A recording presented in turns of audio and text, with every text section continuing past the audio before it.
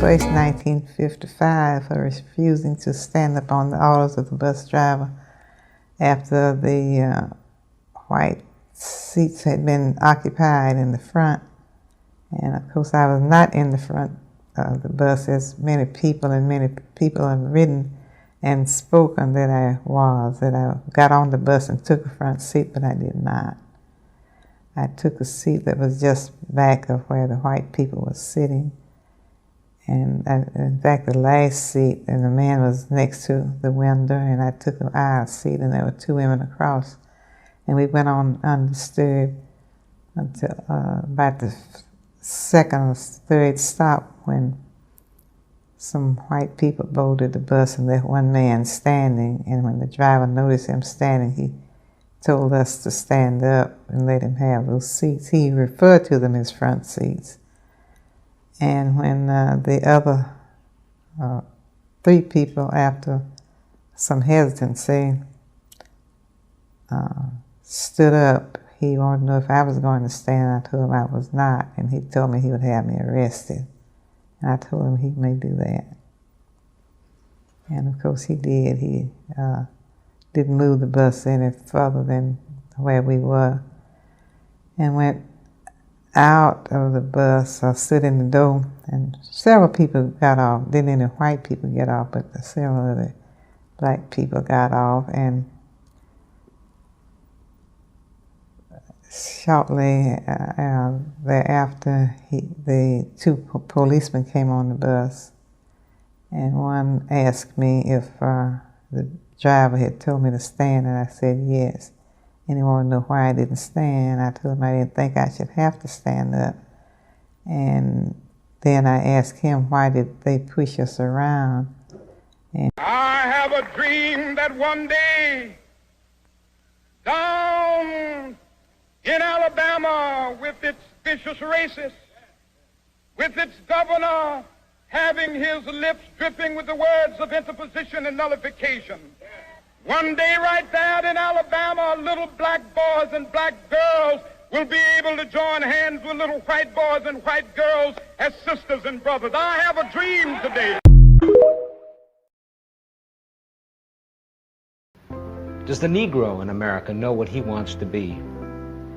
I'm convinced that almost every Negro in this country, other than those who have been so scarred by the system that they've become pathological in the process, and we all have to battle with pathology. Nobody really knows what it means to be a Negro unless one can really experience it.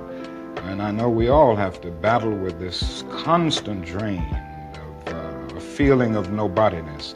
But in spite of this, I think the vast majority of Negroes in this country know that they want to be people. They want to be men. They want equality, period. It just boils down to that. And we haven't been able to be people. We haven't been men because of all of the conditions that we've lived with and the syndrome of deprivation surrounding conditions, whether it's in housing, or in the economic area, or in schools, or in the vicious credit practices that we face in the ghetto, and all of the problems of closed doors and constant defeats. But in spite of all this, I think we all know, basically, that we want to be men. We want to be persons judged not on the basis of the color of our skin, but on the basis of the content of our character. Do you know that many young Negroes don't want anything that smacks of the American white middle class?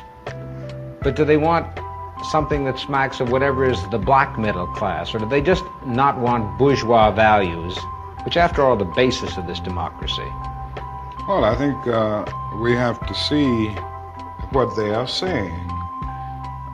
I would be the first to agree that integration does not mean giving up everything that has an Afro-American taint, so to speak, a background. I think there are certain unique things within any culture and certain cultural patterns that when you get to the process of amalgamation can really lift the whole culture. And it seems to me that integration at its best is the opportunity to participate in the beauty of diversity.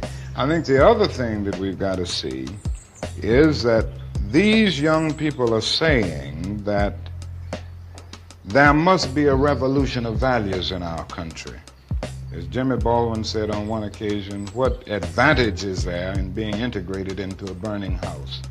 And I feel that there is a need for a revolution of values in America, because some of the values that presently exist are certainly out of line with the values and the idealistic structure that brought our nation into being. Unfortunately, we haven't been true to these ideals, and many of the values of so-called white middle-class society are values that need to be reviewed and re-evaluated, and in a real sense, they need to be changed. So I think the young people in the Negro community who are raising these questions are raising some very profound questions about our total society. In other words, they are saying that there must be a restructuring of the architecture of our society where values are concerned. And with this, I would agree with. So in the quest for integration, I think we can offer our whole nation something, because there are three evils in our nation. It's not only racism, but economic exploitation of poverty would be one, and then militarism. And I think in a sense, and in a very real sense, these three are tied inextricably together, and we aren't going to get rid of one without getting rid of the other.